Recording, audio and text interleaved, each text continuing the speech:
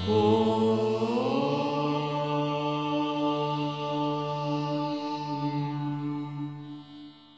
गुरोरधिकं न गुरोरधिकं न गुरोरधिकं न गुरोरधिकं शिवशासनतः शिवशासनतः शिवशासनतः शिवशासनतः निभृत निकुंज गृहं गतयानिसि रहसि निलीय वसन्तो निभृत निकुंज गृहं गतयानिसि रहसि निलीय वसन्तो विलोकिता सकल दिशा चकित विलोकित सकल दिशा रतिरहस भरे नवसंतं चकित विलोकित सकल दिशा रतिरहस भरे नवसंतं सखी केसि मदनामुदारं सखी केसि मदनामुदारं నిజమైన భక్తుడు పరమాత్మ యొక్క అనుభూతిని పొందేటప్పుడు ఎట్లా ఉంటుందంటే ఒక్కొక్కప్పుడు ఒక్కొక్క విధంగా చూపిస్తాడండి మహానుభావుడు. కళ కనేటువంటి వాడికి కళలో తానే చచ్చిపోయినప్పుడు తానే చనిపోయినట్టు, లేకపోతే తానే ఇంకొకరితో మాట్లాడుతున్నట్టు, లేకపోతే తానే నడుస్తున్నట్టు చూస్తుంటారు చూడండి. కళలో తనను తానే చూసుకుంటూ ఉంటాడు, మళ్ళా కళకంటూ తాను వెళ్ళిపోయినట్టు తాను ఇదే ఉన్నాడు, మళ్ళా తాను వేరుగా ఇంకొకలాగా జరుగుతున్నట్టు కూడా చూస్తుంటారు ఒక్కొక్కసారి స్వప్నంలో. ఇంకే స్వప్నంలోనే అలా ఉన్నప్పుడు మరి పరమాత్మ అనుభూతిని పొందేటప్పుడు ఆ భగవంతుడు తన సాక్షిగా చూపించడా? తాను విడిగా ఉండి పరమాత్మ యొక్క అనుభూతిని తాను ఎలా అనుభవిస్తున్నాడో అనేటువంటిది మళ్ళా సాక్షి మాత్రంగా చూపిస్తాడు. అక్కడ అనుభూతి ఉంది. అక్కడ మహానుభావుడైనటువంటి జయదేవ మహాకవి తాను ఆశ్రయించినట్టు అటువంటి ఆ కృష్ణుల యొక్క అనుభూతిని ఎలా పొందాడు? తానే ఆ జీవుడుగా ఆ రాధాకృష్ణుల యొక్క అనుభూతి ఎట్లా ఉందంటే, ఈ ప్రపంచానికి ఏమైనా చివర్లు ఉన్నాయండి? ఏమండి, మ్యాప్లో చివర్లని వెళ్తారు, కానీ అంతా చూసిన వాడెవడు? మ్యాప్ చూస్తే దీనికి ఇది బోర్డర్ అనాల్సిందే, కానీ మొత్తం బోర్డర్ అంతా తిరిగిన వాడు ఎవరైనా బతుకుంటాడా? మళ్ళా ఒక వరల్డ్లో కొంచెం ఒక దేశమే అవ్వచ్చు. ఒకవైపు అహ్మదాబాద్ దగ్గర ఉంది, మరొక వైపు మొన్న వెళ్ళాం కదా ఇక్కడ కాట్మండికి మరొక వైపు ఉంది, ఇంకొక వైపు ఇంకో చోటు ఉంది, చాలా చోట్లు ఉన్నాయి కదా. మరొక వైపు సముద్రం ఉంది. ఈ అంచులన్నీ తిరగలడా ఎవరన్నా? మ్యాప్ అయితే చూస్తాడు. తాను వెళ్ళి నడవలేడు కదా, చూడలేడు కదా. మరి దాన్ని ఏమంటారు? దాన్ని ఏం చూస్తారు? ఎలా చేయిస్తారు చెప్పండి? మరి ఈ ప్రపంచాన్నే ఇంత లేనప్పుడు మొత్తం ఈ వరల్డ్ అనేటువంటి ప్రపంచాన్ని ఒక్క దేశాన్నే చూడలేనప్పుడు ఈ వరల్డ్ని సృష్టించి దాని యొక్క అనుభూతిలో ఉన్నటువంటి సర్వ చైతన్య బ్రహ్మ అయినటువంటి ఎవరు సాక్షి మాత్రులైనటువంటి పరమాత్మ అనుభూతిని మరి వారు ఎలా అనుభవిస్తున్నారు? ఇవి ఏమున్నాయి అక్కడ? ఆ పొదరిళ్ళు ఉన్నాయట. అవన్నీ చాలా దట్టంగా ఇది దట్టంగా కూడి ఉండి ఆ లతల చేత వాటి చేత పూ పొదరిళ్ళు లాగా కొన్ని చెట్లు కలిసి మధ్యలో కొంచెం పొదరిళ్ళు లాగా ఉన్నాయట. అమ్మ రాధమ్మ తల్లి వెంటనే కృష్ణయ్య మాత్రం ఊరుకుంటాడా? లోపల ఆనందం మనం గనక ఆనందాన్ని పొందుతూ ఉంటే పక్కనున్నటువంటి ఒక సత్య దురంధరుడైనటువంటి ఒక సజ్జన సాంగత్యంలో సజ్జనుడితో తన ఒక అనుభూతిని చెప్పుకునేటువంటి విధానం మనకి లేదా? ఉన్నది కదా. అది సజ్జనుడితోనూ అవ్వచ్చు, పరమాత్మానుభూతిని మళ్ళీ గురుమూర్తితో కూడా చెప్పుకోవచ్చు. అక్కడ బాబు మరండి మొన్నండి ఇంటి దగ్గరండి ధ్యానం చేసుకుంటూ ఉంటానండి. బాబు మీరు వచ్చారండి, మీరు ఎంత అనుభూతిని ఇచ్చారు ప్రభు. నేను కొంచెంసేపు మర్చిపోయానండి, ఎంత సమయం తెలియకుండా అయిపోయిందో అంటే స్వామివారు కూడా ఎంత సాక్షి మాత్రంతో వినేవారంటే ఇంకా తర్వాత ఏమైంది, ఇంకా తర్వాత ఏమనుకున్నావేంటి, మీ ఇంట్లో ఇంకా గొడవ కూడా జరిగినట్టుంది, నీకేదో ఉన్మాదం వచ్చిందేమో అని అనుకుని ఉన్నారు. మరి అదే కదా మరి జరిగింది, అవుతూ ఉంటాయి కదా. తాను పొందలేడు, ఎవరైనా ఒక అనుభూతిని పొందుతూ ఉంటే దాన్ని విమర్శ చేస్తాడు తప్ప విచారించి విశ్వసించి తాను కూడా తరించాలనుకోడే మానవుడు. పెద్ద తిప్పలు వచ్చేస్తోంది ప్రపంచంతో. మరి అందుకని ఆయన దట్టంగా ఉన్నటువంటి ఏది అంతకు ముందు ఉన్నటువంటి మనస్సుకు అలుముకున్నటువంటివి ఏ సంకల్పాలు వికల్పాలు అనేటువంటివి లతలుగా జన్మజన్మల నుంచి వాసనలు అల్లుకుపోయి ఉన్నాయో అటువంటి గుండెల్లోకి గుండె చీల్చుకుని ఆశ్రయించిన భక్తుని గుండెల్లో చేరాడు అక్కడ. అది పొదరిల్లు అనుకున్నటువంటి గదులు కాదు, లేకపోతే ఎక్కడికో వెళ్ళి అనుకునేటువంటి అసలు ఇంద్రియాలకి సంబంధించిందే లేదు అక్కడ. ఇంద్రియాతీతమైనటువంటి వస్తువు, ఇంద్రియాతీతమైనటువంటి ఆనందం దగ్గర ఇవన్నీ ఎక్కడ ఉంటాయి ఇక్కడ? అటువంటి గుండెలు ఒక్కొక్క మన జీవితాలను మనం చూసుకుంటే తెలుస్తుంది. ఇంతకు ముందు ఉన్నటువంటి జీవితానికి ఇప్పుడు సాధనలో ఇంకా ముందుకు వెళ్తూ ఉంటే మీ హృదయాన్ని మీరు అడగండి, చెబుతుంది మీ పరిస్థితి ఏంటో. ఒక్కొక్కళ్ళు అడగండి, మీ హృదయాన్ని అడిగి తెలుసుకోండి. ఈ జీవితాల్లో ఎలా ఉంది, ఇంతకు ముందు జీవితం ఎలా ఉంది, ఇప్పుడు ఎలా ఉంటున్నాము, అసలు ఇంతటి ఆనందం పొందడానికి ఇంతటి తృప్తిని పొందడానికి కారణం ఎవరై ఉన్నారు? కృష్ణ ప్రభువు, మనం ఆశ్రయించినటువంటి దేవాది దేవుడు, మనం ఎవరిని విశ్వసించామో ఆ విశ్వాసానికి మూలమైనటువంటి వాడు. ఆ గుండెలు చీల్చుకుని అందులో వాళ్ళు ఏదక్కడ రాధమ్మ తల్లి అంటేనే అక్కడ సత్యాన్వేషణ. కృష్ణుడు చైతన్యమై ఉంది, నీ మనస్సు నీతోనే విహరిస్తోంది, నిన్ను నువ్వు తెలుసుకుంటున్నావు, నీ జీవిత పరమార్థాన్ని గుర్తిస్తున్నావు. అక్కడ ఆనందం ఎట్లా ఉంటుంది? బయట ప్రపంచంలోంచి ఒక్కసారి వచ్చావు కదా, చుట్టూ చూసుకోకుండా ఉంటావా? ఒక్కసారిగా కలిగేటువంటి ఆనందాన్ని ఒక్కసారి ఆశ్చర్యపోకుండా ఉంటావా? భగవద్గీతలో చెప్పాడు కదండి కృష్ణుడు. మళ్ళీ అటువంటి సందేహం లేకుండా ఆశ్చర్యవత్ పశ్యతి కశ్చిదేనం ఆశ్చర్యవద్వదతి తథైవ చాన్యః ఆశ్చర్యవచ్చైనవన్య శృణోతి పేనం వేద నచైవ కశ్చిత్. వేదాలు కూడా అక్కడికి వెళ్ళి ఆగిపోతున్నాయట. వేదాలు కూడా ఆ విషయం గురించి అక్కడికి వెళ్ళి లయించిపోవడమే. చెప్పి చెప్పి చెప్పి అని అని అని అక్కడ లయించిపోతున్నాయి అవి కూడా. మరి దాన్ని ఏమంటారు? వేద, తెలివి, తెలుసుకొనుట, జ్ఞానము. వేదమే జ్ఞానం. అక్కడ ఏమై ఉంది? అక్కడ ఆశ్చర్యమేగా. దాన్ని ఏమని చెప్తారు? ఒక గురుదు ఆ మహానుభావుల్ని గురుదేవుల్ని తీసుకుందాం, చెప్పుకుంటున్నాం, చదువుకుంటున్నాం, అనుకుంటున్నాం, ఎంత అనుకుంటున్నాం, అంత అనుకుంటున్నాం, ఇంకెంతో అనుకుంటున్నాం, ఎంతెంతో అనుకుంటున్నాం. కానీ ఎంత అనుకున్నా మాత్రం మనం ఒకసారి ఆలోచించండి. ఎంత అనుకున్నా అబ్బో అది అనంతం లేని మళ్ళా బయట నుంచి మళ్ళా మనసు వస్తుంది కదా. బ్రహ్మ శబ్దం అక్కడ దాకా వెళ్ళిపోయి ఏమైపోయింది? అక్కడ నిశ్శబ్దం బ్రహ్మ ఉచ్యతి, శబ్దరహితం అయిపోవాల్సిందే కదా. అందుకని ఒకసారి ఆశ్చర్యంగా ఉండదా?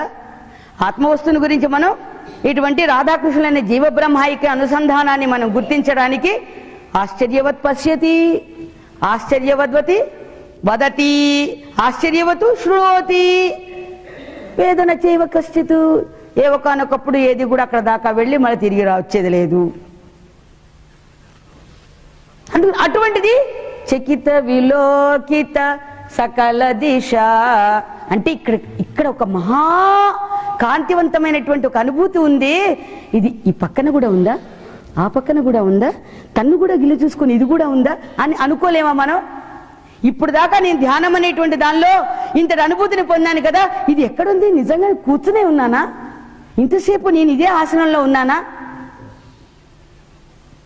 ఏం తెలియటం లేదే అని అనిపించదా భక్తుడికి? తను కూడా తను గిల్లి చూసుకుంటాడేమో, ఇది నిజమా అసలు? గిల్లి చూసుకోడా? మరి దాన్ని ఏమిటంటారు? రమయమయా సహ.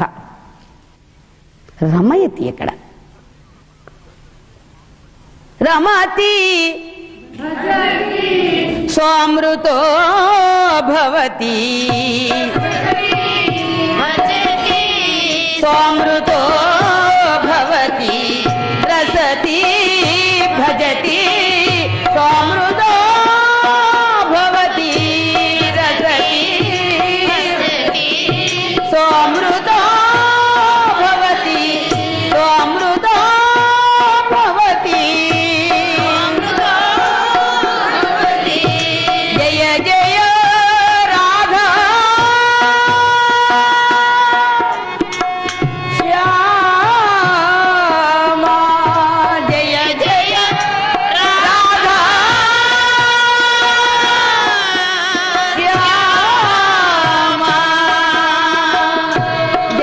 జయ రాధా శ్యామా జయ జయ రాధా జయ జయ రాధా శ్యామా జయ జయ రాధా శ్యామా జయ జయ రాధా శ్యామా జయ జయ రాధా శ్యామా రాధా శ్యామా రాధా శ్యామా జయ జయ రాధా శ్యామా జయ జయ రాధా శ్యామా జయ జయ రాధా శ్యామా జయ జయ రాధా శ్యామా జయ జయ రాధా శ్యామా జయ జయ రాధా శ్యామా జయ జయ రాధా శ్యామా జయ జయ రాధా శ్యామా జయ జయ రాధా శ్యామా జయ జయ రాధా శ్యామా జయ జయ రాధా శ్యామా జయ జయ రాధా శ్యామా జయ జయ రాధా శ్యామా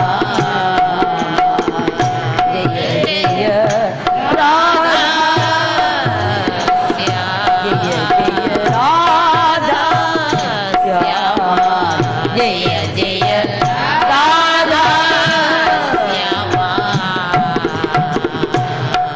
గురుదేవులు ఈ నామంలో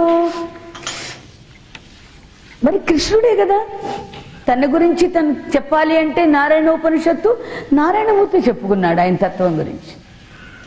గురుదేవులు ఈ నామం పాడుతూ వారు ఆనందంలో మునిగిపోతూ ఉంటే ఎవరి కోసం? మనకి తెలుసు మన రాధాకృష్ణుడు అంటే మన ప్రభువే అని.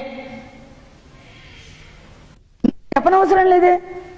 అప్పుడు చెప్పనవసరంలా, ఇప్పుడు చెప్పనవసరంలా, ఎప్పుడు చెప్పనవసరంలా, అనుభూతి ఉంది అక్కడ. మరి స్వామివారే నామాన్ని చేయించుకుంటూ ఎంత ఆనందపడుతుండేవారు. మనం ఎన్ని డబ్బులు పెడితే, ఎన్ని లక్షలు పెడితే ఇటువంటి ఆనందాన్ని మనం కొనగలమండి బజార్లో? ఏ వస్తుజాలాలు కానీ ఏ పదార్థాలు కానీ మనకి ఇటువంటి ఆనందాన్ని ఇవ్వగలవా? ఇటువంటి తృప్తిని ఇవ్వగలదా? లేదే. పాదము పట్టునాడే భవన్లతలన్నీ కూడా తొలగిపోయాయి, నీ పాదం పట్టుకున్న నాడే అని మన కవి గారు చెప్పినట్టుగా, మన అష్టావధాని గారు చెప్పినట్టుగా మరి ఎన్నో భవలతలన్నీ కూడా హరించిపోయినట్టుగా మరి ఒక్కసారిగా ఎన్నో జన్మల పుణ్యం రాశీభూతం చేసుకుని మానవ జన్మకు వచ్చి సమర్థులైన ఒక గురుపాదాన్ని, ఒక మహాత్ముని యొక్క దివ్య చరణార విందముల దగ్గరికి వచ్చినప్పుడు మన మనసు ఏ విధంగా ఉంటుంది? ప్రథమ సమాగమ లజ్జితయా పటు చాటు శతైరనుకూలం.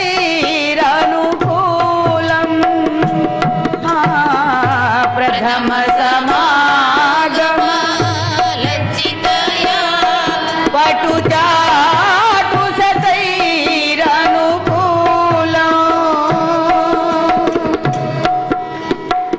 మృదు మధుర స్మిత భాషితయా మృదు మధుర స్మిత భాషితయా మృదు మధుర స్మిత భాషితయా మధుర స్మిత భాషితయా శిథిలీకృత జఘన దుకూలం శిథిలీకృత జఘన దుకూలం మృదు మధుర స్మిత భాషితయా శిథిలీకృత జఘన దుకూలం. మధుర స్మిత భాషితయా శిథిలీకృత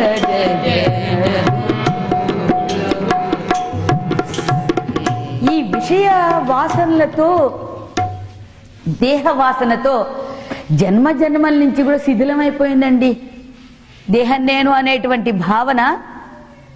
మరి సాష్టాంగ నమస్కారానికి అర్థం ఏంటనుకుంటున్నారు? బయట దగ్గర అందరి దగ్గరికి వెళ్ళి సాష్టాంగ నమస్కారాలు పెట్టేస్తారా వీరు? పెట్టరే. ఒక మహాత్ముడి దగ్గరికి వచ్చినప్పుడు, మనం నమ్మిన దేవుడి దగ్గరికి వచ్చినప్పుడు, ఆ దేవుడు నా దేవుడే అనుకున్నప్పుడే మీరు పరిపూర్ణమైన సాష్టాంగ నమస్కారం చేయగలుగుతారు.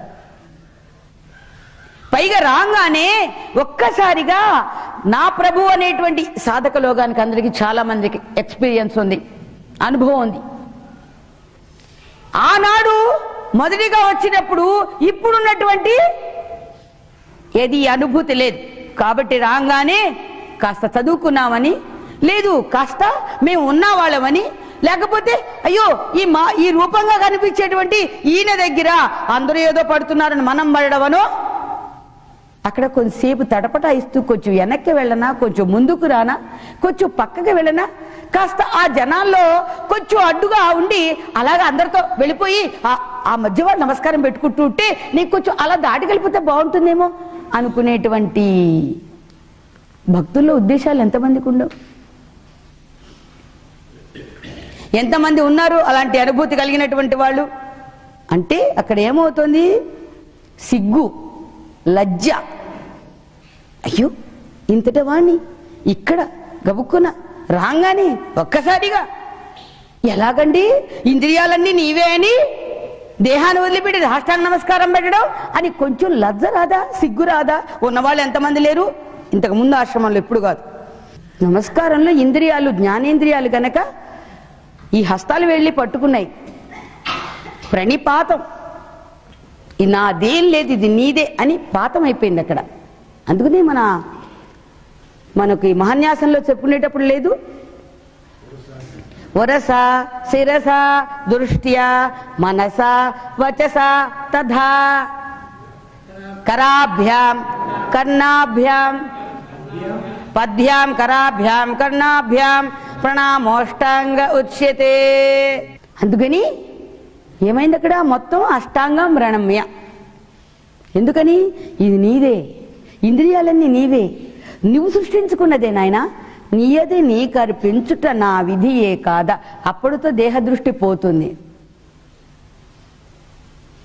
అందుకని మన మనస్సు నాదే, నా ఇది నాదే, నా అది నాదే, అన్నీ నాదే.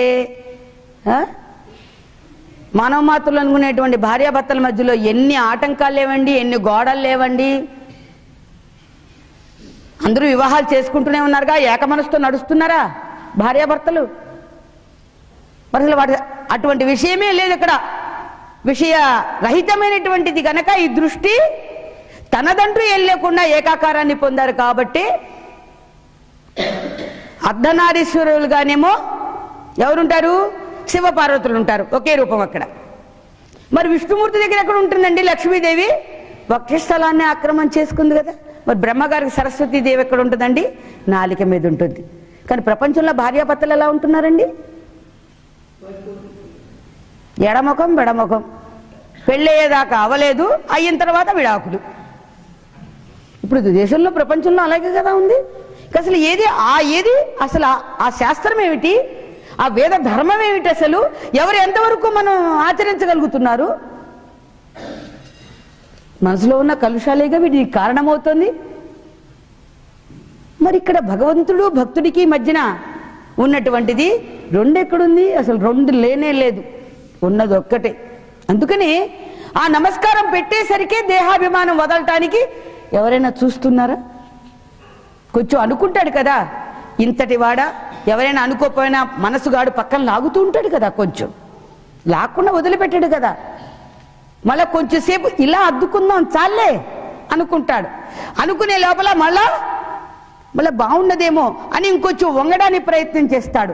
ప్రయత్నం చేసేసరికి మళ్ళా ఇంకొంచెం వంగుదామని మోకాల మీదకి వచ్చే లోపల పైనుంచి గురుదేవుల యొక్క హస్తం దబాలను వీపిన మోపుతుంది. అదృష్ట జాతకుడికి అంతే ప్రణిపాతం. ఒరే నువ్వు నా వాడివేరా, నువ్వు నాకన్నా భిన్నంగా ఏం లేవురా. అది అక్కడ జరిగినటువంటిది. ఎలా జరిగింది అక్కడ? దేహవాసన అనేటువంటిది శిథిలంగా ఉన్నటువంటి దుకూలము. అంటే చాలా ఏళ్ల నుంచి వస్తుంది, ఎప్పటి నుంచో వస్తుంది, పురాతనంగా వస్తున్నటువంటి ఈ దేహం నేను అనేటువంటి వాసన అక్కడ ఏం చేశారు? మృదు మధుర స్మిత భాషితయ. నేనేం చదువుకోలేదు కానీ అయ్యో వీరా భాగవత పండితులు, అష్టవధానం గారు, ఇంకా ఈయన వ్యాకరణ పండితులు, అబ్బో మీరు కవి గారు, అబ్బో మీరు డాక్టర్ గారు, అబ్బబ్బో మీరంతా చాలా పెద్దవారు, సంగీత విద్వాంసులు, అబ్బబ్బబ్బో మీరందరి ముందు అయ్యో అక్షర మొక్కలేని ఈడు నిరక్షర కుక్షి అనగానే అమ్మో ఇంతమంది పూజించే ఆ దేవుడు కూడా ఇలా మాట్లాడుతున్నాడా, అయితే తప్పకుండా ఈయన దేవాది దేవుడే అని. ఇది ఇంకా అప్పుడు ఇక మనసు సంకల్పం లేదు, వికల్పం లేదు, మళ్ళీ ఇంకో భావం లేదు. ఏమైపోతుంది అక్కడ? వెళ్ళిపోతుంది, ఒకటే వస్తువుగా భాషిస్తోంది. అప్పుడే పరమాత్మ యొక్క ఆనందాన్ని మనం పొందగలుగుతాం. అది ప్రథమ సమాగమం అంటే. తత్వంలోకి నువ్వు జూరుకుంటే అప్పుడు ఎలా ఉంటుందో దాని తత్వం తెలుస్తుంది అప్పుడు.